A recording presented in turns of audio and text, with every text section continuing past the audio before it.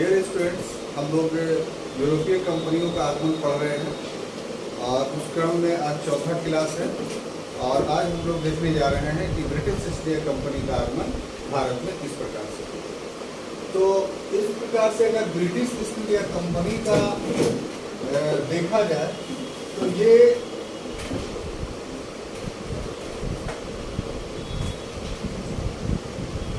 पूर्व के जो व्यापारिक कंपनियां थी, जो पूर्व की व्यापारिक कंपनियां थी,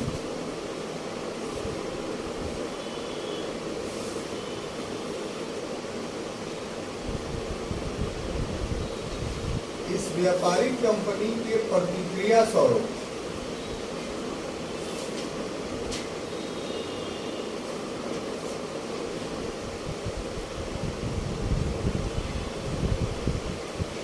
ब्रिटिश कंपनी का उदय हुआ।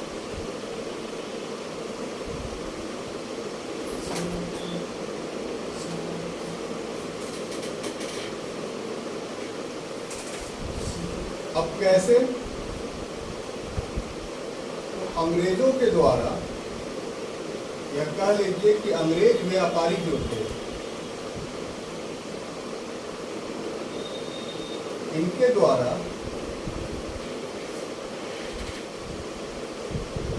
जो यूरोपीय कंपनी थी, मुख्य रूप से पुर्तगीज, इन कंपनियों से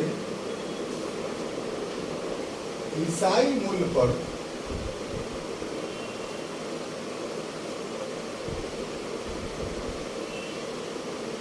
काली मिर्च मांगा था।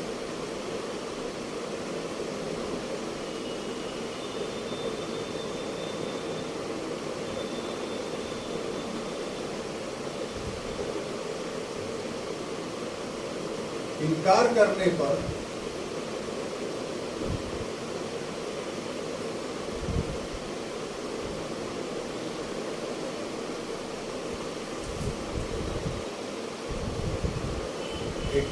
दिसंबर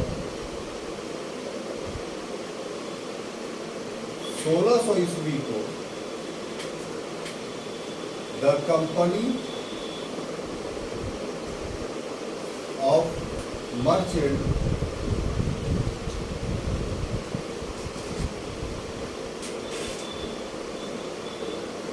ऑफ लंदन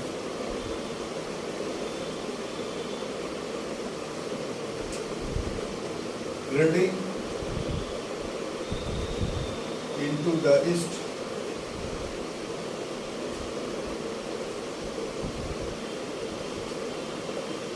इंडीज स्थापित। इस कंपनी को 15 वर्ष के लिए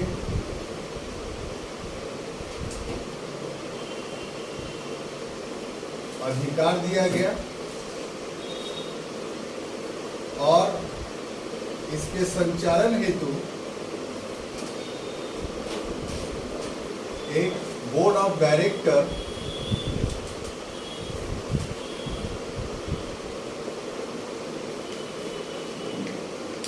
की स्थापना की। आरंभ में बोर्ड ऑफ डायरेक्टर्स की जो सदस्य संख्या थी वो 24 थी। बाद में चल करके इस जो 15 वर्षों का एकाधिकार था, वो जेम्स द्वितीय के समय में पुनः बढ़ाया गया और उसके बाद चार्ल्स द्वितीय के समय में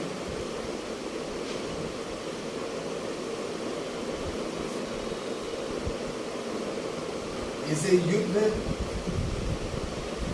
शांति और संधि, इसका अधिकार जो है वो प्रदान कर दिया। उसके बाद 1688 में गौरवपूर्ण क्रांति के कारण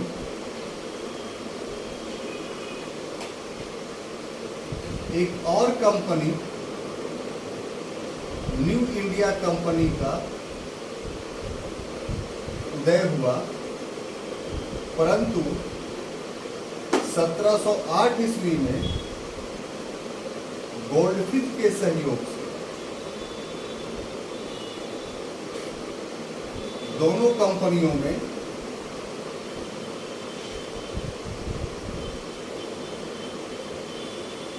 का विलय हो गया और उसके बाद 1833 ईस्वी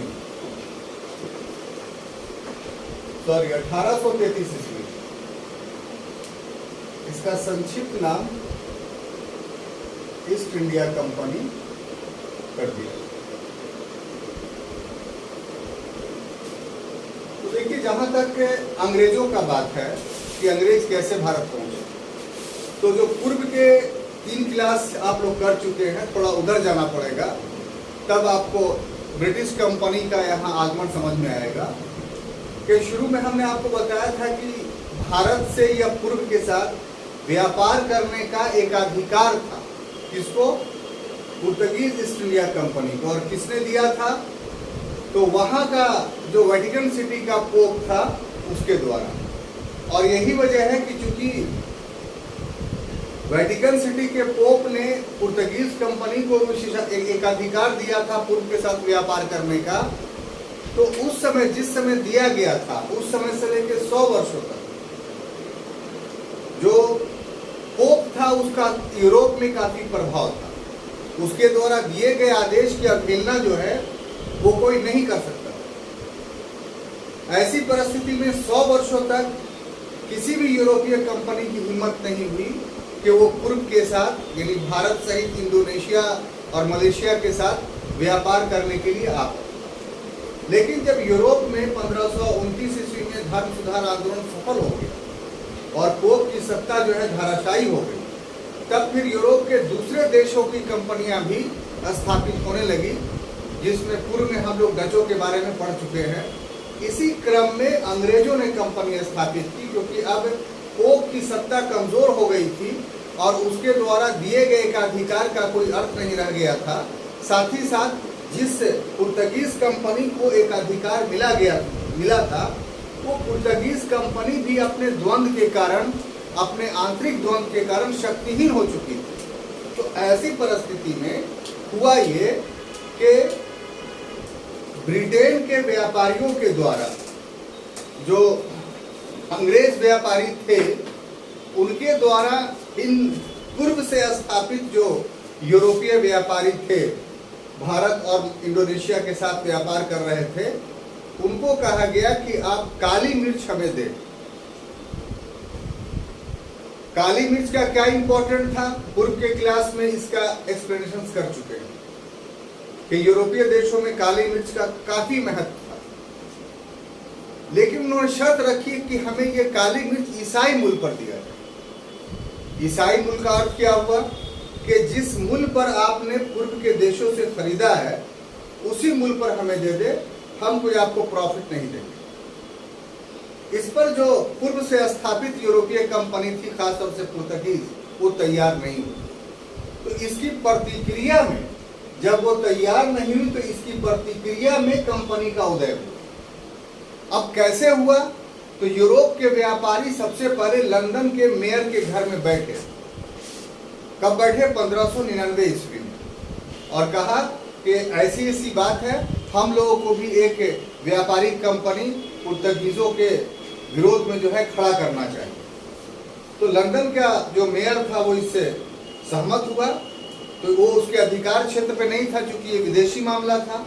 तो महारानी के पास लेकर के गया। महारानी उस समय किसी राजनीतिक कारणों से बात तो सुन ली, लेकिन एक अधिकार उस कंपनी को नहीं दिया, यानी चार्टर प्रदान नहीं किया। उसके 1 साल के बाद 31 दिसंबर 1600 ईस्वी को वो राजनीतिक परिस्थितियां परिवर्तित कर गई, और तब महारानी ने इस कंपनी को, जो यूरोपीय ब्रिटेन के व्यापारियों ने बना रखा था, उसको एक अधिकार दे दिया, उसको चार्टर दे दिया 15 वर्षों के। तो आरंभ में जो इसका नाम था कंपनी का, the company of merchant of London trading into the east Indies, ठीक है। तो ये नाम आपको याद रखना पड़ेगा, इसलिए याद रखना पड़ेगा कि कभी कभी पूछता है ये कि जो आरंभ में अंग्रेजों ने कंपनी बनाई थी उसका नाम क्या था। तो आप ईस्ट इंडिया कंपनी इतना बात दूर आते हैं कि अगर इसको आप यहाँ पर अपने मस्तिष्क में नहीं बैठाएंगे तो आप डायरेक्ट मार देंगे कि ईस्ट इंडिया कंपनी नाम था। जबकि वास्तविकता ये था कि आरंभ में इसका जो नाम रखा गया था वो the company of merchant of London trading into the east Indies, और इसे 15 वर्ष के लिए अधिकार मिला। ऐसा नहीं कि अनलिमिटेड टाइम के, 15 ईयर्स के। और ये भी कैसा था, तो संयुक्त पूंजी कंपनी था, ज्वाइंट वेंचर कंपनी था, अर्थात कि इसमें भी विभिन्न लोगों के पैसे लगे हुए थे और वो लोग व्यापार नहीं करते बल्कि व्यापार करने के लिए अपने में से कुछ लोगों को चुन लिया, और जिन लोगों को चुना वो क्या कहलाए, बोर्ड ऑफ डायरेक्टर्स। तो इस तरीके से 24 सदस्यीय बोर्ड ऑफ डायरेक्टर्स का गठन किया गया, और इस बोर्ड ऑफ डायरेक्टर्स को व्यापार करने का अधिकार दिया गया। बात समझ में आई? अब देखिए हुआ क्या कि इस 15 वर्ष का जो अवधि समाप्त होने लगा तो फिर जेम्स द्वितीय ने उसके पहले ही इसे बढ़ा दिया 15 वर्ष के। फिर चार्ल्स द्वितीय, जब जेम्स द्वितीय की मृत्यु हुई, ये 1633 ईस्वी की घटना है, तो इस समय एक बहुत महत्वपूर्ण परिवर्तन हुआ, वो आपको समझना होगा। महत्वपूर्ण परिवर्तन यह हुआ कि चार्ल्स द्वितीय को कुछ पैसे की आवश्यकता हुई। तो इस तरीके से 1,70,000 पाउंड का कर्ज चार्ल्स द्वितीय को दिया किसने, कंपनी ने। बदले में क्या हुआ कि उसी समय कंपनी एक प्रशासनिक बॉडी बन गई। कैसे कि चार्ल्स द्वितीय ने कंपनी को अब युद्ध, शांति और संधि करने का अधिकार दे दिया। आमतौर पे ये काम जो है युद्ध करने का या शांति स्थापित करने का या समझौता करने का अधिकार शासन का होता है। किसी व्यापारिक कंपनी को वैधानिक रूप से अधिकार प्राप्त नहीं होता है। लेकिन ये जो अधिकार दिया चार्ल्स द्वितीय ने कंपनी को, उससे कंपनी व्यापारिक कंपनी के साथ साथ एक प्रशासनिक कंपनी भी बन गई। यानी अब जो है कंपनी एक प्रकार से समझिए तो ब्रिटिश गवर्नमेंट के एडमिनिस्ट्रेशन का एक पार्ट बन गई, क्योंकि किसी भी देश के साथ युद्ध करने का, शांति करने का, समझौता करने का वैधानिक अधिकार किसे प्राप्त था? ब्रिटिश शासन को। कंपनी को तो अधिकार प्राप्त था नहीं, लेकिन धन के प्रभावाधीन यह अधिकार उसको दे दिया गया। अब जैसे ही यह अधिकार दे दिया गया तो वैसे ही कंपनी जो है अपना गवर्नर नियुक्त करने लगा भारतीय प्रदेश के। तो गवर्नरशिप की जो शुरुआत हुई वो यहीं से होती है 1633 ईस्वी से। बात समझ में आ गई? अब 1688 ईस्वी तक जो है यही चीज चलता रहता है, कोई बहुत बड़ा परिवर्तन नहीं होता है। कंपनी व्यापार करती है और इस व्यापार में उसका जो गवर्नर होता है वो सर्वाधिकार लेकर के भारत में रहता है, और जो भी निर्णय होता है वो भारत में इस व्यापार के परिवेश में करता है। लेकिन और अभी तक इसे एक अधिकार प्राप्त। 1688 में क्या हुआ कि ब्रिटेन में गौरवपूर्ण क्रांति हुई। इसको इंग्लिश में ग्लोरियस रेवोल्यूशंस के नाम से हम लोग जानते हैं। अब देखना यह है कि गौरवपूर्ण क्रांति का अर्थ क्या है। देखिए, इतिहास में दो ऐसी क्रांतियां हुई हैं जिसमें कोई रक्तपात नहीं हुआ, एक कतरा खून नहीं बहा। आमतौर पे क्रांति, विद्रोह, ये सब शब्दों का जब प्रयोग होता है या आपका कान सुनता है तो एक परिदृश्य उभर आता है कि खूब खून खराबा हुआ होगा, लोग मरे होंगे, लोग जख्मी हुए होंगे, संपत्ति की हानि हुई होगी, तभी जो है हम इसको कहते हैं क्या कि क्रांति हुई, विद्रोह हुई। नहीं साहब, ये क्रांति या विद्रोह का गलत परिभाषा है। वास्तविक में क्या है कि क्रांति का अर्थ परिवर्तन से, चेंजिंग से। अगर कोई भी परिवर्तन होता है तो आप कह देते हैं क्रांति हुई। जैसे उदाहरण के लिए कि आप आज नया शर्ट पहन करके आए, दोस्त मजाक में बोल दिया कि तुम्हारे व्यक्तित्व में तो बहुत बड़ा क्रांति है।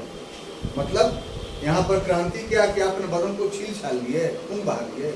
नहीं, यहाँ पर का अर्थ हुआ कि आप पूर्व में जो कपड़ा पहनते थे उसके स्थान पर आप एक नए डिजाइन का कपड़ा पहन रहे हैं। तो ये परिवर्तन जो वस्त्र में हुआ तो ये क्रांति कह दिया। तो उसी प्रकार से 1688 में ब्रिटेन के शासन व्यवस्था में बहुत बड़ा परिवर्तन आया था। और वो परिवर्तन क्या था कि अभी तक 1688 तक राजा जो था वो काफी शक्तिशाली था। अब राजा ने अपनी शक्ति को काउंसिल ऑफ मिनिस्टर में ट्रांसफर कर दिया। कहा कि हम खुद शासन नहीं करेंगे, अब मेरे स्थान पर कौन करेगा? Council of minister. और काउंसिल ऑफ मिनिस्टर का हम चुनाव नहीं करेंगे। काउंसिल ऑफ मिनिस्टर चुना किससे जाएगा? तो पार्लियामेंट से। और पार्लियामेंट के सदस्य हमारे द्वारा मनोनीत नहीं होंगे, पार्लियामेंट के सदस्य जनता द्वारा चुने जाएंगे प्रत्यक्ष रूप से। इस प्रकार से कहा यह जाए कि 1688 ईस्वी ऐसा समय है ब्रिटेन का जिसमें वहां वास्तव में लोकतंत्र के स्थान, राजतंत्र के स्थान। तो इसका अर्थ क्या हुआ कि ग्लोरियस रेवोल्यूशंस के बाद राजा कमजोर हुआ और लोकतंत्र मजबूत हुआ। तो राजा कमजोर होने और लोकतंत्र के मजबूत होने को ही हम लोग गौरवपूर्ण क्रांति कहते हैं। क्लियर? अब देखिए कि इससे कंपनी पर क्या असर पड़ा। तो the company of merchant of London trading into the east Indies की जो स्थापना हुई थी, इसको एकाधिकार मिला था। किसने दिया था? राजा ने। तो राजा की शक्ति हो गई कमजोर। अब जो सत्ता में आई दल वो व्हीग दल थी। व्हीग दल पर प्रभाव जमा कर करके वहां के दूसरे व्यापारियों ने कहा कि जो एकाधिकार है ईस्ट इंडिया कंपनी का, इसको समाप्त करना चाहिए और हम लोगों को भी कंपनी बनाने का अधिकार देना चाहिए।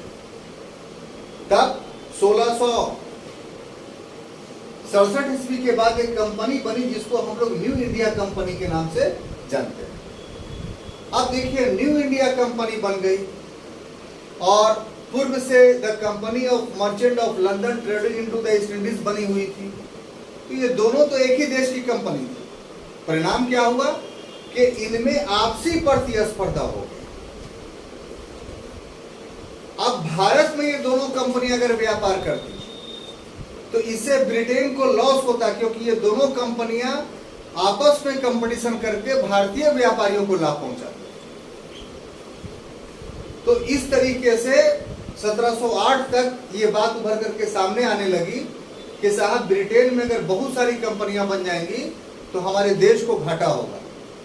तो गोल्डफिश नामक एक व्यक्ति खड़ा हुआ और इसने दोनों कंपनियों के शेयरधारकों या बोर्ड ऑफ डायरेक्टर से बात करके इस बात को समझाने में सफलता प्राप्त की कि हम लोग यदि आपस में कंपटीशन करेंगे, प्रतियोगिता करेंगे, तो इससे जिस देश में व्यापार कर रहे हैं उसको लाभ होगा, हम लोग को लाभ नहीं होगा।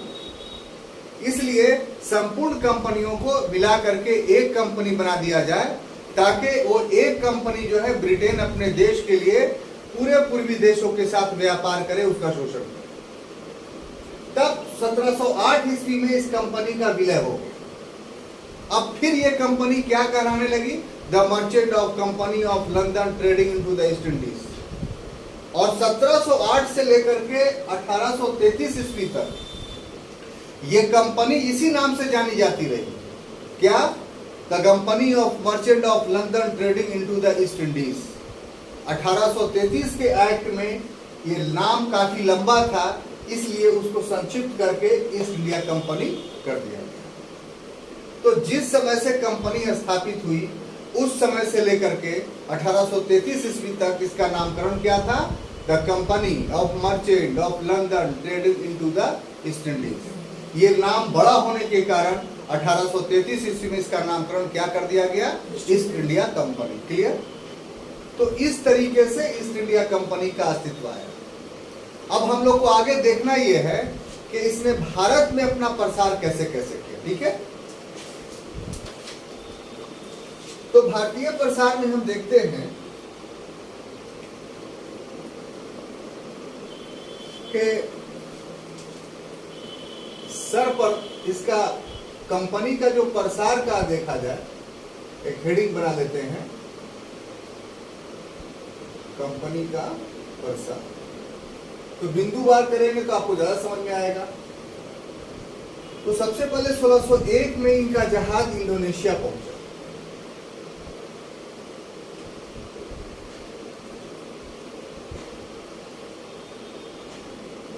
इंडोनेशिया पहुंचे।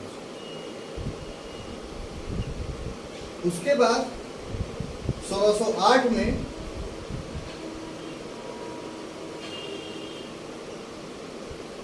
ये भारत पहुंचे। अब भारत में किसका लंबा इतिहास है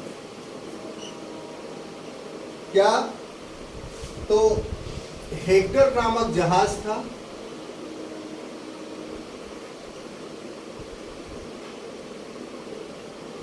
और हॉकिंस इसका कप्तान था।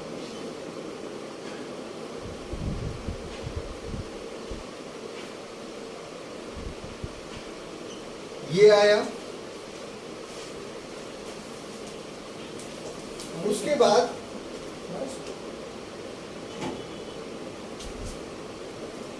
1611 में मछलीपट्टनम में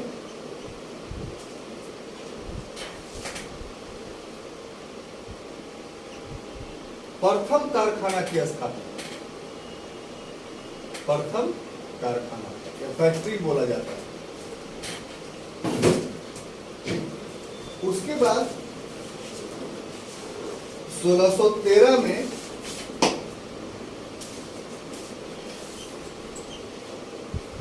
सूरत में दूसरी फैक्ट्री की स्थापना, यह दूसरा कारखाना खोला।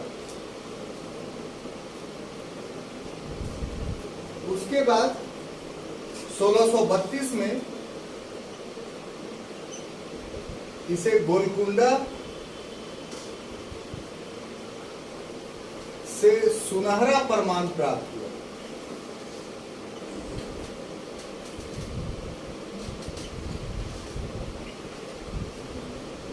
$500 पैगोडा सालाना पर।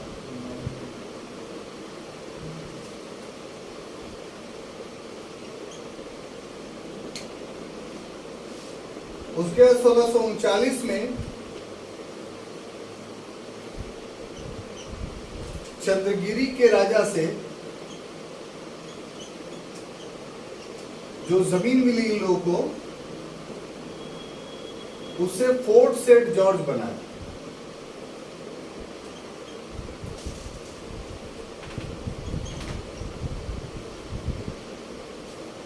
उसके बाद 1661 में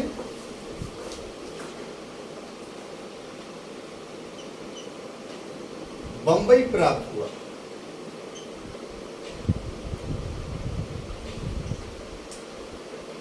उसके बाद 1633 में हरिहरपुर प्लस बालासोर, ये उड़ीसा में है, यहाँ ये लोग आए। उसके बाद 1651 में हुगली में कारखाना स्थापित की। इसमें ब्रिजमैन का काफी योगदान था। यही जो है वो गैब्रियल ब्रांटन का मिलता है एग्जाम्पल।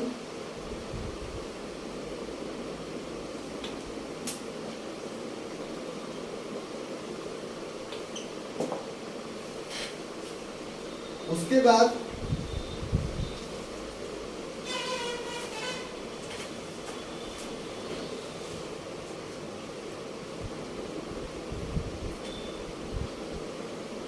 (1715) की घटना है,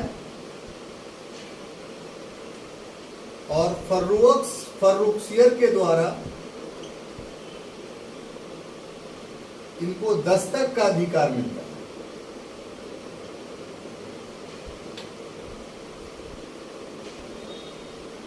देखिए यहां पर जो हम लोगों ने अध्ययन किया कि कंपनी कैसे स्थापित हुई, ब्रिटिश ईस्ट इंडिया कंपनी, उसका इतिहास हम लोगों ने देखा।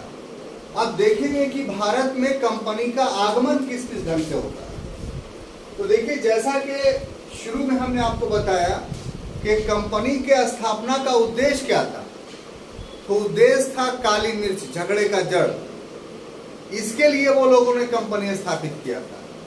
इस कारण से जब पूर्व के देश में ये लोग आए तो सबसे पहले इंडोनेशिया गए। क्यों? भारत में काली मिर्च नहीं था। काली मिर्च का मुख्य उत्पादक जो क्षेत्र था वो कहां था सोनू भाई? इंडोनेशिया था। इसलिए अंग्रेज जब 1600 ईस्वी के 31 दिसंबर को कंपनी स्थापित हुई तो ये अंग्रेज लोग या the company of merchant of London trading into the east Indies Bharat नहीं आई। कहां गई? इंडोनेशिया। किस लिए गई? काली मिर्च प्राप्त। अब देखिए इंडोनेशिया में पहले से ही जमे हुए थे। कौन जमे हुए थे? डच कंपनी की स्थापना 1602 में हुई, इसमें कोई दो राय नहीं। तो भाई ये तो 1601 में किया था, तो आप सर कैसे बोल रहे हैं कि पहले से जमी हुई? तो कंपनी की ना स्थापना हुई 1602 में। डच कार्नेलियन दहस्तमान जो एक डच नागरिक था व्यक्तिगत रूप से, तो 1598 में ही पहुंच गया था जकार्ता, और बैंटम के राजा से समझौता कर लिया था। याद पड़ रहा है आपको? और उसके बाद जब वो वहां से व्यापार करने लगा, उसको जब लाभ हुआ, 2 साल बाद जब लौटा तो उससे प्रभावित होकर के डच ईस्ट इंडिया कंपनी की स्थापना हुई। तो इसका मतलब यह हुआ कि डच पूर्व से ही स्थापित थे, सरकार के प्रयास से नहीं, कंपनी के आधार पर नहीं, बल्कि व्यक्तिगत प्रयास से। तो जब अंग्रेज लोग आए 1601 ईस्वी में यहाँ इंडोनेशिया में, तो पूर्व से जो डच व्यापारी स्थापित थे उन लोगों ने कड़ा प्रतिरोध किया। 1602 में जब डच ईस्ट इंडिया कंपनी की स्थापना हो गई तो उस प्रतिरोध में सरकारी सहायता भी मिला। अब ऐसी परिस्थिति में डचों ने अम्बोयाना नरसंहार को अंजाम दिया। अम्बोयाना नरसंहार में अंग्रेजों को और जापानियों को कत्ल कर दिया। इसका परिणाम क्या हुआ कि इन लोग के लिए अब मजबूरी हो गई कि ये लोग वहां से व्यापारिक गतिविधि समेट करके किसी दूसरी जगह जाए। तो अम्बोयाना नरसंहार के बाद दोनों के बीच एग्रीमेंट होता है कि हम लोग दोनों यूरोपीय देश हैं, इसलिए आपस में नहीं लड़े। हमारा कार्य क्षेत्र जो है वो भारत हो जाएगा, आपका कार्य क्षेत्र डच। यानी प्रभावशाली रूप से कंपनी के आधार पर, और बाकी व्यापार करना होगा तो आप हमारे यहां से भी कर सकते हैं, हम आपके यहां से भी कर सकते हैं। लेकिन जो प्रभावशीलता होगी वो डचों की इंडोनेशिया में होगी और अंग्रेजों की कहां होगी? भारत में। तो ये आपस में जो है सेटिंग कहिए दोनों कंपनियों ने कर दी। और तब उसके बाद 1608 ईस्वी में अंग्रेज भारत में आए। सबसे पहले हेक्टर नामक जहाज था, इस जहाज का नाम है हेक्टर, और इसका जो कप्तान था वो कप्तान का नाम था हॉकिंस। देखिए ये ब्रिटेन का जो राजा था जेम्स प्रथम, उसका पत्र लेकर के आया, पदार्थ पत्र। तो जेम्स प्रथम ने जो पत्र लिखा था वो अकबर के नाम लिखा था, क्योंकि जिस समय पत्र लिखा जा रहा था उस समय उसको पता था कि यहाँ का शासन कौन है, तो अकबर है।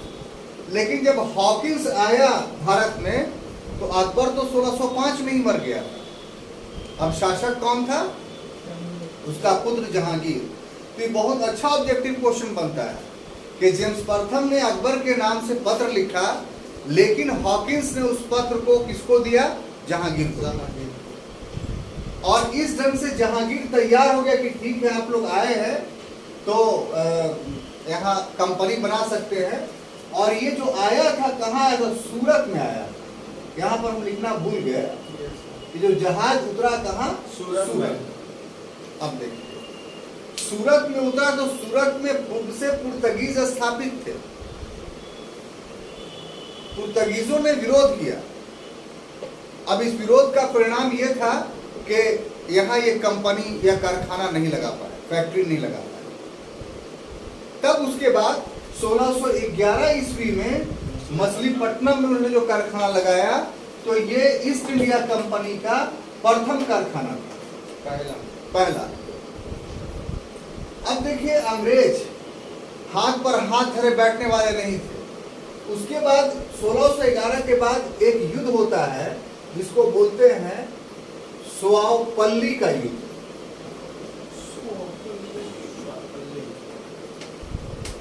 ये काफी महत्वपूर्ण है, कभी कभी पूछ देता है, ठीक है। स्वावपल्ली के युद्ध में क्या हुआ कि एक ड्रे नामक अंग्रेज था, उसने पुर्तगीजों को पराजित कर दिया। कहां? सूरत में। तो जब पराजित कर दिया, उसके बाद जो जहांगीर था उसने अंग्रेजों को सूरत में बसने की इजाजत दे दी, क्योंकि मुगल काफी शक्तिशाली थे, तो मुगलों से परमिशन लेना जरूरी था। तो स्वावपल्ली के युद्ध के जीतने के परिणाम स्वरूप ब्रिटिश ईस्ट इंडिया कंपनी जो है वो सूरत में अपना दूसरा कारखाना लगाने में सफल हुई। ठीक है। अब देखिए गोलकुंडा, गोलकुंडा का अभी समीकरण आप कहां से कीजिएगा? अभी आपसे पूछा जाएगा कि जिस समय आप गोलकुंडा बोल रहे हैं तो आज के युग में भारत का कौन सा क्षेत्र है? तो आज का जो क्षेत्र है वो आंध्र प्रदेश है। कौन है? आंध्र प्रदेश। यानी ये भी पूर्वी तट की बात हो रही है, पश्चिमी तट की नहीं। तो मछलीपट्टनम भी आंध्र प्रदेश में है, ठीक है। तो गोलकुंडा पर जो अधिकार था वो वहां के शिया शासक के पास था। तो अंग्रेजों ने प्राइवेटली समझौता किया और वहां के नवाब को कहा कि हम 500 पैगोडा वार्षिक देंगे, आप हमें अपने बंदरगाह से, गोलकुंडा के बंदरगाह से, गोलकुंडा एक रियासत भी थी और समुद्र तटवर्ती होने के कारण गोलकुंडा एक बंदरगाह भी था, तो यहां से हमें व्यापार करने की अनुमति दीजिए। तो 1500 पैगोडा के मूल्य पर गोलकुंडा के नवाब ने अंग्रेजों को सुनहरा फरमान प्रदान किया। 500 पैगोडा क्या बोल दिया? नहीं, 500 pagoda, sorry, slip of tongue. तो सुनहरा फरमान मतलब के सोने के का इससे कपड़े पे लिख करके दिया गया, तो इसीलिए सुनहरा फरमान। लेकिन ये अंग्रेजों के व्यापार वृद्धि के लिए काफी महत्वपूर्ण था। क्यों? वो बता रहे हैं आपको कि जो मछलीपट्टनम में था ना, यहाँ डच भी व्यापार कर रहे थे, तो यहाँ कंपटीशन था यूरोपीय कंपनियों में। लेकिन गोलकुंडा में एक छत्र इनका था, तो यहाँ कोई कंपटीशन नहीं था, इसलिए तुलनात्मक रूप से मछलीपट्टनम से गोलकुंडा से अंग्रेजों को ज्यादा फायदा होने लगा। एक समय तो ऐसा आया कि मछलीपट्टनम से निर्वासित कर दिया डचों ने अंग्रेजों को। तो निर्वासित जब किया तो इन्होंने एक अस्थायी अरमा गोवा, मछलीपट्टनम में, हाँ, ये लोग यहाँ से ट्रांसफर हो गए 1 साल के लिए अरमा गोवा में, फिर आकर करके मछलीपट्टनम पर अधिकार किया। तो इस वजह से गोलकुंडा को लिया गया इसके सब्स्टिट्यूट के रूप में, किसके? मछलीपट्टनम के सब्स्टिट्यूट के रूप में। और इस ढंग से आधा कहिए कि पूर्वी तट पर इनका अधिकार हो गया। अभी निचला भाग बाकी था, यानी कौन? तमिलनाडु का। यहाँ 1639 में ये चंद्रगिरी का राजा था।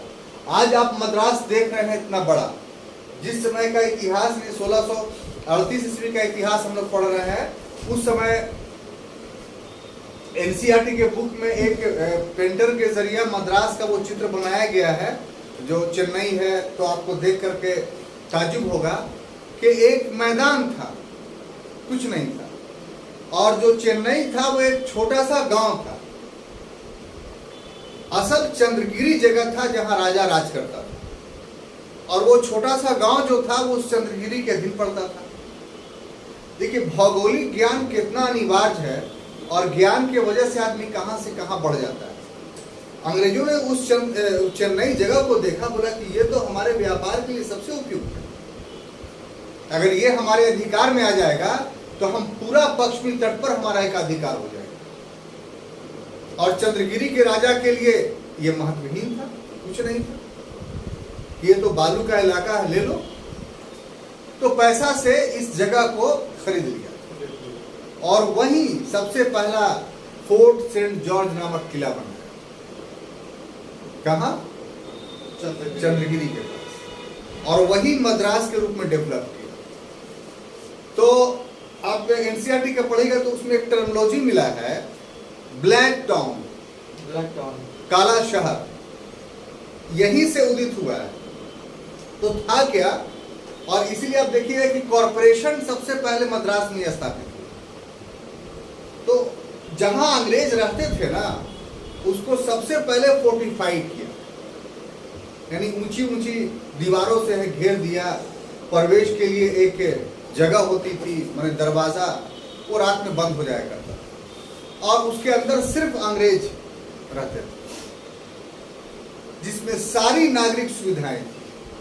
सारी नागरिक सुविधाएं का मतलब कि ड्रेनेज का, लाइट का, पानी का, सुरक्षा का, शिक्षा का, स्वास्थ्य का, ये सब नागरिक सुविधाएं। तो ये सारी वहां था, इसीलिए इसको व्हाइट सिटी कहा जाता है, उजला शहर। अब इसमें साफ सफाई करने के लिए, अन्य सामानों की आपूर्ति करने के लिए तो आदमी चाहिए और बराबर चाहिए। तो कुछ स्थानीय लोगों को बाहर में, माने उस किले के बाहर में बसने की अनुमति दे दी गई। वहां कोई भी नागरिक सुविधा नहीं, कोई सिविक्स एनिमिटीज की पूर्ति वहां नहीं की जाती। एक स्लम एरिया के रूप में वो डेवलप हुआ, इसीलिए उसको बोला गया डार्क सिटी। तो काला शहर और उजला शहर का जो कंसेप्ट है वो इस ढंग से डेवलप होता है। इसका आपको सिर्फ एनसीईआरटी के बुक में ही हमको पढ़ने को मिला, देखने को मिला। इसलिए एनसीईआरटी की बहुत सारी चीजें जो है आकर्षक हैं, उससे क्वेश्चन अराइज। तो ये पहला कह लीजिए कि किलाबंद शहर जो था वो अंग्रेजों का। उसके बाद बंबई का जहां तक बात है, तो इसमें भी एक घटना घटी। बंबई जो है एक्चुअली में जो ये था वो पुर्तगीजों का था, ये अंग्रेजों का नहीं था। किसका था? पुर्तगीज का था। लेकिन जेम्स प्रथम नामक एक सम्राट हुआ वहां, सॉरी चार्ल्स द्वितीय नामक एक सम्राट हुआ वहां। तो उसकी शादी हो गई पुर्तगीज की राजकुमारी कैथरीन बरगांजा से। ये शादी हुई 1661 ईस्वी में। तो कैथरीन बरगांजा से जब शादी हुई चार्ल्स द्वितीय की, तो पुर्तगीजों ने दहेज में दे दिया बंबई को अंग्रेजों को 1661 में। तो बंबई एक ऐसा इलाका था भारत में जो दहेज में मिला था अंग्रेजों को। ऐसे पढ़िएगा, अगर क्वेश्चन आएगा तो मार दीजिएगा, और नहीं तो फिर दिक्कत हो जाएगा। क्लास का इंपॉर्टेंस यही सब चीज में समझ में आता है, वरना बाकी चीज तो सब मटेरियल में लिखा हुआ है ही है, लेकिन उसको लाख पढ़ते रहिए समझ में नहीं आता है। इस ढंग से आप अगर क्लास सुनते रहिएगा तो आपको समझ में आ जाएगा। आप देखिए अभी कहानी खत्म नहीं हुआ। अब 1668 में ये घटना घटी थी, शादी वाला कब? 61 में। 1668 में 2 पैसे की दर से वार्षिक ब्रिटिश सम्राट ने जो है ईस्ट इंडिया कंपनी को बंबई दे दिया। तो इस तरीके से कंपनी के प्रशासन में बंबई 61 में नहीं आया, 68 में आया। 61 से 68 तक बंबई जो था वो ब्रिटिश सम्राट की मिल्कियत थी, प्राइवेट। 68 के बाद ये किसकी मिल्कियत हो गई? East India company. ये इसमें परिवर्तन है, ये चेंजिंग है। तो यहाँ पर इस ढंग से मेरे बात करने का अर्थ ये है कि क्वेश्चन जो है ना इन्हीं सब शब्दों से खेल करके बनाता है। तो शब्दों के साथ नहीं खेलेगा मुन्ना भाई, तो फिर जाना पहचाना हुआ सवाल जो है आपसे गलत हो जाएगा। क्लियर? अब देखिए साहब, ये तो हो गया। अब अभी पूर्वी तट खत्म नहीं हुआ है। फिर उड़ीसा एक ऐसा जगह था जहां इसको अपना चाहिए था बंदरगाह। तो हरिहर और बालासोर में 1633 में, और हुगली में 1651 में। यहाँ पर इस समय जो था वो मुगल राजकुमार था, उसको तबीयत खराब हुई थी।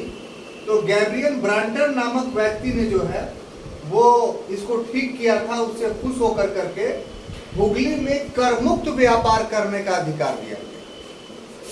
यानी अगर क्वेश्चन आपसे किया जाएगा तो सबसे पहले करमुक्त व्यापार करने का अधिकार भारत में अंग्रेजों को कहाँ मिला? हुगली में। बंगाल में मिला। हाँ, बंगाल में। और वो किस वजह से? उसका इलाज किया था इसकी वजह से। इलाज की वजह से। ठीक है, बात समझ में आई। हम ऐसा क्यों पढ़ा रहे हैं आपको? ऐसा इसलिए कि आगे दस्तक का अधिकार हो, तो दस्तक का अधिकार में ही वास्तव में पहली बार जो है वो करमुक्त व्यापार का बात आता है। तो ऐसा ना गलती आप कर दीजिए इस प्रश्न के उत्तर में, तो इसीलिए हम पहले बता दे रहे हैं कि करमुक्त व्यापार का जो संकल्पना सबसे पहले आया वो हुगली में आता है। और यहाँ एक गैब्रियल ब्रांटन नामक जो डॉक्टर होता है, वो एक मुगल राजकुमार था, उसको एक असाध रोग से मुक्ति दिलाई थी। उससे प्रसन्न होकर के उसने हुगली में करमुक्त व्यापार का अधिकार दे दिया, और सब जगह नहीं। लेकिन 1717 ईस्वी में 1715 ईस्वी में फर्रुखसियर के साथ एक घटना घटी, और उस समय फर्रुखसियर एक बहुत बड़े फोड़े से जो है वो ग्रसित था। एक डॉक्टर था जिसका नाम था हैमिल्टन। क्या नाम था? हैमिल्टन ने फर्रुखसियर को उस कष्टदायक फोड़े से मुक्ति दिलाई। अब देखिए, फर्रुखसियर इतना प्रसन्न हुआ कि अंग्रेजों को दस्तक का अधिकार दे दिया। दस्तक का अधिकार का मतलब करमुक्त व्यापार, यानी कर मुक्त व्यापार का अधिकार, कि अंग्रेजों को अब कोई टैक्स जो है नहीं देना पड़ेगा। लेकिन एक इसमें बहुत माइनर जो है स्टडी है जो आपको जानना चाहिए, वो ये कि इसमें दो चीजें थी, एक 3000 रुपया और दूसरा 10,000 रुपया। तो 3000 रुपया वार्षिक देने की कीमत पर अंग्रेजों को बंगाल में करमुक्त व्यापार का अधिकार मिला। क्लियर? 3000। हाँ, और 10,000 रुपया वार्षिक अदा करने पर इन्हें सूरत में कर मुक्त अधिकार मिला। और तीसरा प्रोविजन ये था कि इसी समय से, इसी चार्टर के मत मुताबिक या इसी अधिकार पत्र के अनुसार अंग्रेजों को मुगल प्रदेशों में अपने सिक्के चलाने के अधिकार मिले। 1715 से पहले जो है अंग्रेजों को सिक्के चलाने का अधिकार भारत में नहीं था, यहाँ के रुपये से काम वो करते थे। लेकिन इस अधिकार पत्र के माध्यम से अंग्रेजों को अपने सिक्के चलाने का अधिकार मिल गया। तो ये एक ऐसा अधिकार था कि उनके व्यापार के क्षेत्र में एक महान परिवर्तन था। इसीलिए इसे ईस्ट इंडिया कंपनी का मैग्ना कार्टा कहा जाता है, यानी महान अधिकार पत्र। क्यों? क्योंकि इस अधिकार पत्र के माध्यम से जो भारतीय व्यापारी थे वो अंग्रेजों की तुलना में काफी निकृष्ट हो गए। यहीं से भारतीय व्यापारियों के पतन का दौर शुरू होता है और अंग्रेज व्यापारियों के उत्थान या ईस्ट इंडिया कंपनी के उत्थान का दौर शुरू होता है। अब देखिए, इसके बाद की जो घटना है वो हम लोग एंग्लो बंगाल रिलेशन में पढ़ेंगे। अभी और बातें हैं, तो एंग्लो बंगाल रिलेशंस हम लोग को टॉपिक पढ़ना है, तो जब शुरू करेंगे तो यहीं से उसका सफर हम लोग शुरू करेंगे। तो इसीलिए अब इतना तय हो गया कि अंग्रेज इस प्रकार से भारत में स्थापित हो गए। क्लियर? कोई कंफ्यूजन नहीं। अब देखिए, अगला जो कंपनी हम लोग को पढ़ना है वो है डेन कंपनी। कौन? डेन।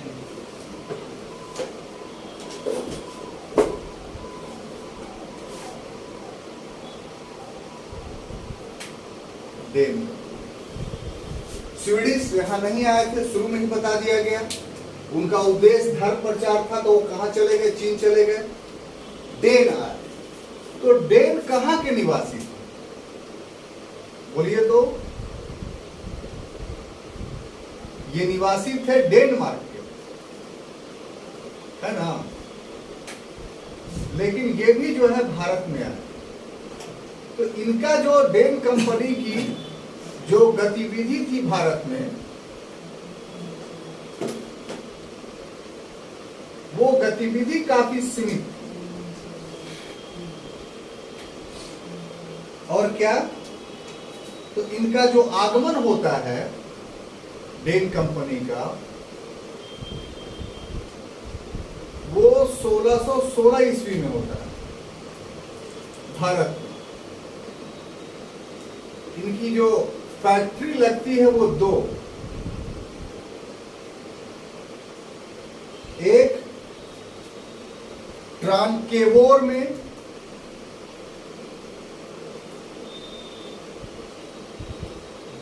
पहली फैक्ट्री 1620 ईस्वी में, ये पहली फैक्ट्री थी इनकी, और दूसरा सीरमपुर में, सीरमपुर में ये लगा 1676 में। बस यही दो फैक्ट्रियां थी इनकी। और उसके बाद इस फैक्ट्री को इनका इंटरेस्ट नहीं रहा तो 1745 ईस्वी में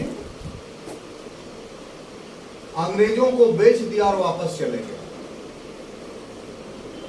अंग्रेजों के हाथ बेच दिया।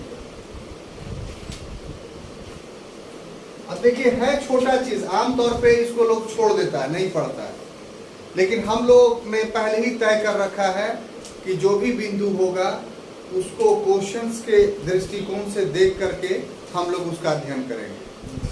तो डेन कंपनी महत्वहीन हमारे परीक्षा के दृष्टिकोण से नहीं है। जैसे ही हम किसी को महत्वहीन समझते हैं, वैसे ही जो क्वेश्चन तैयार करने वाला होता है उसके मस्तिष्क में वो महत्वपूर्ण बन जाता है, क्योंकि उसका उद्देश्य क्या है? उसका उद्देश्य सिर्फ और सिर्फ ये रहता है कि हम कठिन से कठिन प्रश्न करके लड़कों को परेशान करें। तो वो आपके मस्तिष्क को वाच करता है, इसलिए आपके लिए भी जरूरी है कि उसके मस्तिष्क को वाच कीजिए। ये कैसे कीजिएगा? ये क्वेश्चन जो प्रीवियस ईयर्स का आया हुआ है, 10 साल का अगर आप उसका अनुसंधान करते हैं, गौर से देखते हैं, आपको ये आइडिया हो जाता है कि देखिए किस किस क्वेश्चन से जो गैर महत्वपूर्ण समझा जाता था उससे क्वेश्चन एराइज किया गया। और अगर इस पर आपका अच्छा ग्रिप हो जाता है तो हम तो ये कह सकते हैं कि आप आने वाले अपने लिए जो एग्जाम है जो आप देंगे उसमें आप किस सेक्शन से क्वेश्चंस आ सकता है, कहां से आ सकता है, आप इसके जानकार हो जाएंगे। आप गेस करेंगे और क्वेश्चन आएगा। तो इसीलिए पढ़ने के क्रम में कुछ बातों को ध्यान देना काफी ही महत्वपूर्ण है। पहला बात ये कि जो पूर्व में यूपीएससी बीपीएससी एग्जाम्स ले लिया है, वो क्वेश्चंस का अध्ययन आपके लिए काफी नहीं है। और क्वेश्चंस का अध्ययन सिर्फ बनाने के दृष्टिकोण से नहीं, बल्कि इस दृष्टिकोण से कि हर साल किस किस सेक्शन से क्वेश्चन आ रहा है, क्या परिवर्तन पैटर्न ऑफ क्वेश्चन में हो रहा है। तो पैटर्न ऑफ क्वेश्चंस के परिवर्तन पर यदि आपका कमांड हो गया तो अपने आने वाले वर्ष में जो है जिसमें आप परीक्षा देने जा रहे हैं उसमें कुछ गेस कर सकते हैं और सफलता मिल सकती है। और दूसरा ये कि जो भी सिलेबस है उसमें किसी भी चीज को गैर महत्वपूर्ण नहीं माना चाहिए। गैर महत्वपूर्ण ही आजकल यूपीएससी में प्रश्न बनता है। चिट्ठी लिखा वेलिंगटन ने, चिट्ठी का पूरा विवरण दिया हुआ एनसीईआरटी के बुक में, चिट्ठी का कोई आएगा नहीं, लेकिन चिट्ठी में जो उसने सेंटेंस लिखा उसी सेंटेंस को यूपीएससी ने पीटी का क्वेश्चन बना दिया। कभी सोच नहीं सकता था आदमी।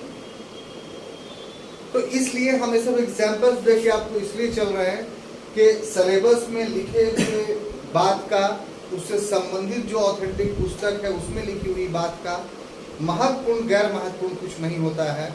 जो बातें हैं सबको हम लोग को समझना है। तो उसी कंटेक्स्ट में डेन कंपनी को हम लोग देखने जा रहे हैं। आमतौर पर आप लोग पढ़ते होंगे पुर्तगीज, डच और अंग्रेज, बाकी स्वीडिश और डेन को भूल जाते होंगे। यहाँ पर बहुत रोक कर हम बताना चाहते हैं कि स्वीडिश का कोई महत्वपूर्ण योगदान भारत में नहीं था, क्योंकि वो आया ही नहीं था।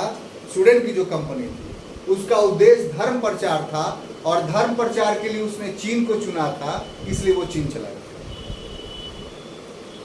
डेन का धर्म प्रचार और व्यापार दोनों था। वो भारत में आया, ठीक। डेन कहाँ के? तो डेनमार्क के निवासी को बोला जाता है। क्लियर? डेन कहाँ के, देखिए ये इस ढंग से नहीं पढ़िएगा तो हो सकता है कि आप एक सिंपल सा क्वेश्चन प्लग कर लें। डेन कहाँ के निवासी? तो डेनमार्क के। अब दूसरी बात कि इनकी गतिविधि भारत में सीमित थी, बहुत एक्टिव नहीं रहेगी डचों की तरह, पुर्तगीजों की तरह या अंग्रेजों की तरह। नियत ही इनका था कि हमको बहुत ज्यादा व्यापार, आबादी कम थी, बहुत आवश्यकता नहीं थी, चले आए हुई, ठीक है ना। तो सिर्फ 2 कारखाना आगमन हुआ 1616 में, और उसके बाद ट्रैंकोवोर में 1620 में पहला, और सीरमपुर, ये पश्चिम बंगाल में, कहाँ? वेस्ट बंगाल में श्रीरामपुर। हाँ श्रीरामपुर, जगह जगह किताब में श्रीरामपुर लिख देता है, वही है सर। हाँ वो अपभ्रंश है, असल उसका नाम क्या है? श्रीरामपुर। यहाँ दूसरी, लेकिन ये धर्म प्रचार करते रहे और छोटा मोटा व्यापार करते रहे, अंत में कि हमको ये जगह सूट नहीं कर रहा है, कोई लड़ाई झगड़ा नहीं हुआ। अंग्रेजों से कहा भाई 2 जगह हमारी कोठी है, तुम ले लो। तो अंग्रेजों ने 1745 में ले लिया, और इस जगह से 1745 के बाद डेन लोग हमेशा के लिए भारत से चले। डेन के बारे में इतनी ही 4-5 बातें आपको याद रखनी, क्लियर? अब अंतिम बच गया कौन? तो फ्रेंच ईस्ट इंडिया कंपनी। क्या? French east India company.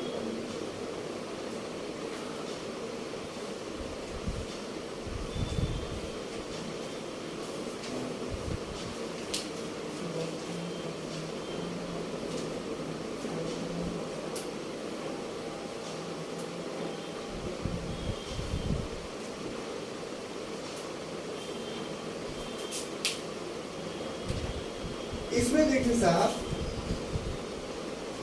कि एक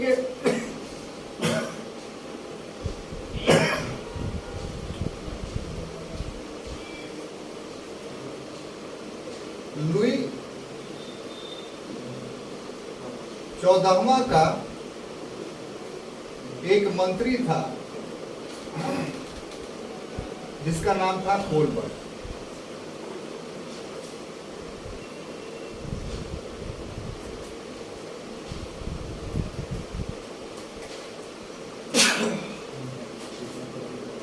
इसी कोलबर्ट के प्रयास से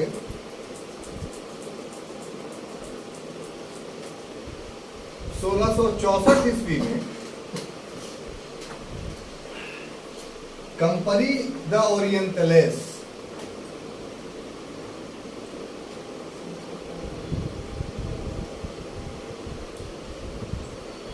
ओरिएंट स्थापित हुआ। इसी को फ्रेंच कंपनी कहा जाता है।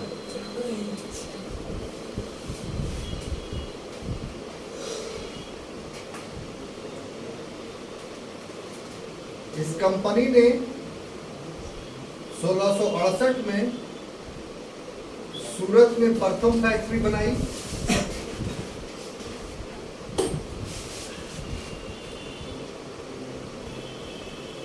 उसके बाद 1669 में मछलीपट्टनम में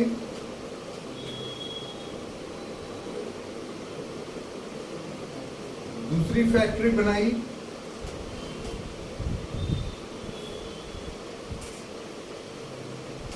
उसके बाद 1672 में थोमे पर अधिकार किया, ये मद्रास के पास है। उसके बाद 1673 में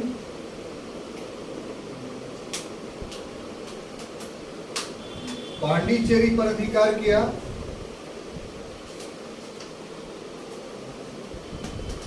उसके बाद 1725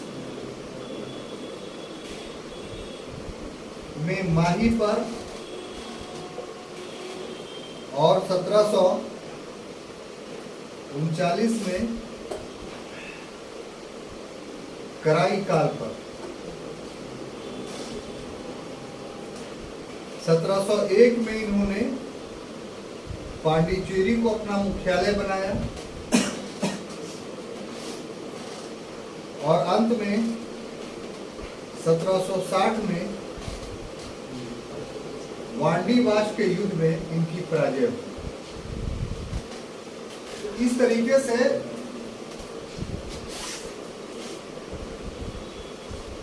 फ्रेंच कंपनी के बारे में आपको बातें जाननी है।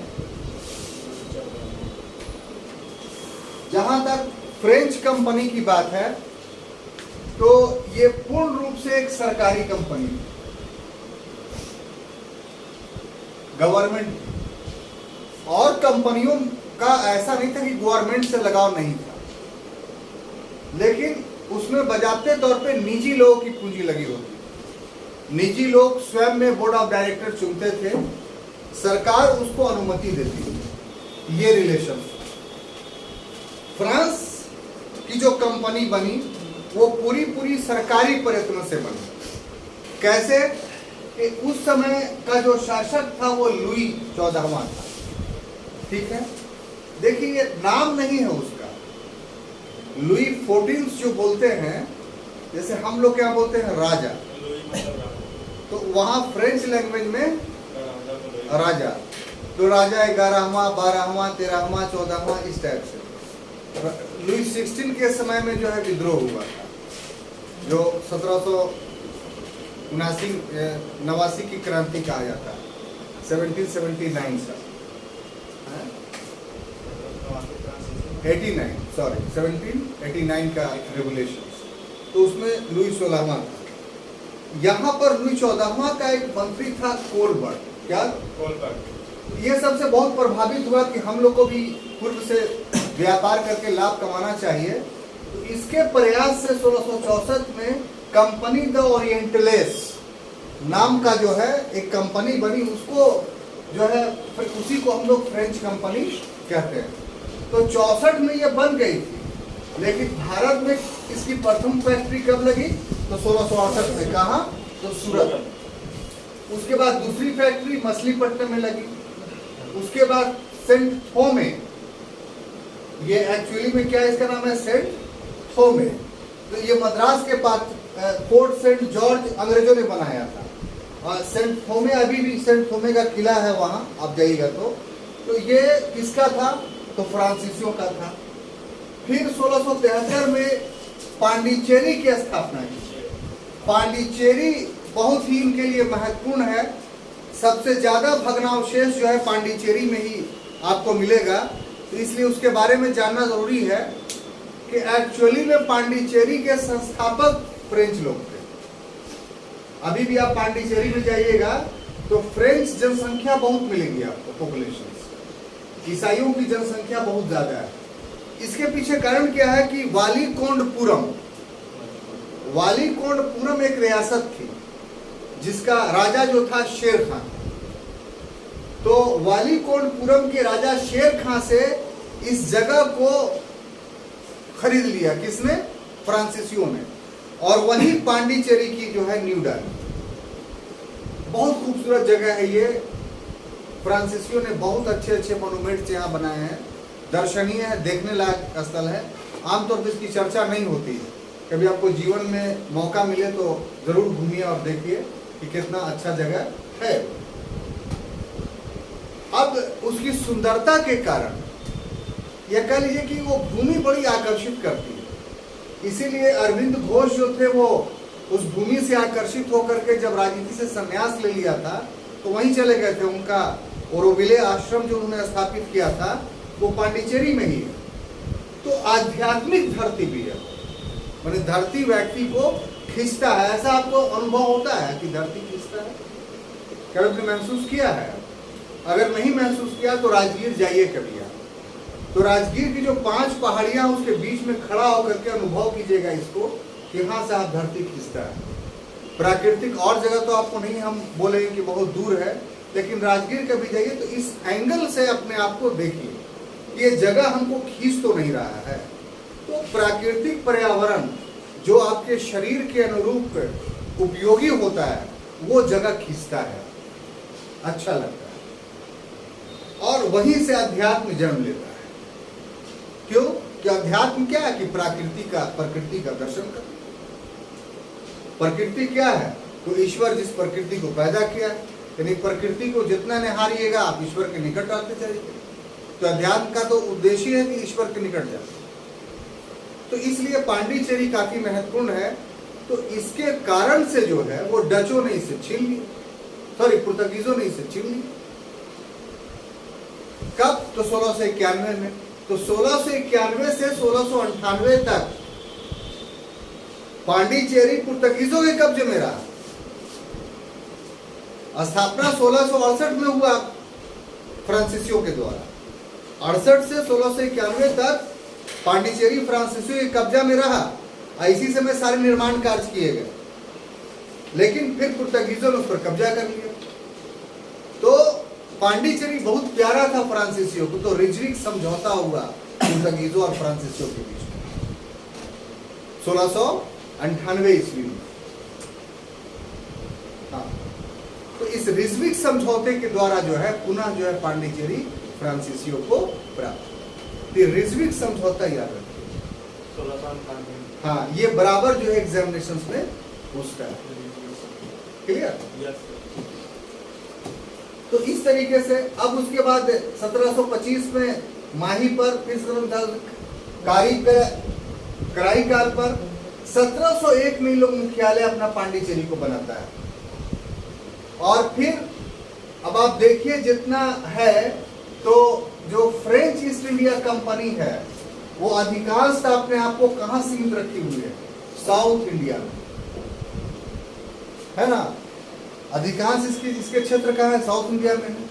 अब देखिए साउथ इंडिया में एक इवेंट्स होता है 1739 के बाद से, और वो इवेंट्स हम पढ़ाएंगे इसके बाद ही। उसको बोलते हैं एंग्लो फ्रेंच राइवलरी, ये एंग्लो फ्रेंच प्रतिस्पर्धा। इसमें क्या होता है कि अंग्रेज और फ्रेंच कंपनी वहां के स्थानीय मुद्दों को लेकर के आपस में उलझ पड़ते हैं। स्थानीय मुद्दे क्या था? तो हैदराबाद की रियासत और कर्नाटक की रियासत, ये दो रियासतें थी। और हैदराबाद की रियासत में भी उत्तराधिकार का समस्या उत्पन्न हो गया था, और कर्नाटक रियासत में भी उत्तराधिकार का समस्या उत्पन्न हो गया। अर्थात कि दोनों जगह दो दावेदार। अब ऐसी परिस्थिति में फ्रेंच ने किसी एक दावेदार का समर्थन किया, अंग्रेजों ने दूसरे दावेदार का समर्थन किया, और इस ढंग से 3 युद्ध वहां लड़े गए। कहां? कर्नाटक में, जिसको 3 कर्नाटक युद्ध बोला जाता है। ये तीनों कर्नाटक युद्ध अंग्रेजों और फ्रांसीसियों के बीच लड़ा गया, जिसमें भारतीय पक्ष भी होते। और अंत में 1760 ईस्वी में वांडीवास, जो कर्नाटक में ही है, अंग्रेजों ने पूरी तरीके से फ्रांसीसियों को पराजित किया, और अब फ्रांसीसी एक राजनीतिक शक्ति के रूप में समाप्त हो। सिर्फ 4 क्षेत्र जो है, ये 5 क्षेत्र सॉरी, एक बंगाल में चंदरनगर, और 4 में पांडिचेरी, यनम, कराईकाल और माहे। तो यनम तो हो गया आपको आंध्र प्रदेश में, पांडिचेरी और कराईकाल हो गया आपको तमिलनाडु में, और माहे हो गया, ये माही हो गया कहाँ? केरल में। तो ये 5 क्षेत्र जो है फ्रांसीसियों के कब्जे में रहे, और कब्जे में इसलिए रहे कि यहाँ फ्रेंच जनसंख्या पाई जा रही थी, और वो जाने के लिए तैयार नहीं। तो ये 5 क्षेत्र आपको आजादी के बाद 1962 में भारत सरकार के अधीन, क्योंकि स्वतंत्रता हमको अंग्रेजों ने दी थी, फ्रांसीसियों ने अपने क्षेत्र में नहीं दी। तो फ्रांसीसी सरकार से एग्रीमेंट हुआ, और एग्रीमेंट के बाद ये जो 5 क्षेत्र हैं, कौन कौन? चंदरनगर, माहे, यनाम, कारीकाल और पांडिचेरी, वो भारतीय भूभाग का हिस्सा है।